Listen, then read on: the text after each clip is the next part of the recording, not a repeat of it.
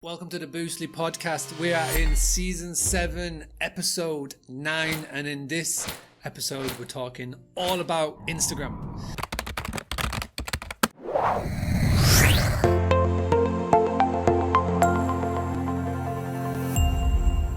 Without further ado, let me pass you on to Natasha. What is the most common mistake that you see them make when they get into Instagram?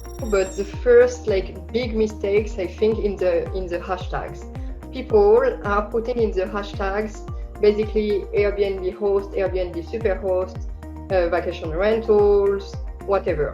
What it's bringing them? It's bringing them followers which are basically their competitors, or not, like we will say, like collaborators. What's the best way of going around and finding a hashtag that they could look to take advantage of in terms of when they're posting things to use? There are different things. When you're on Instagram, you go to the search tab on the top, and you write what you're thinking of, and then you will see Instagram will tell you, oh, this hashtag there is over 10 million posts.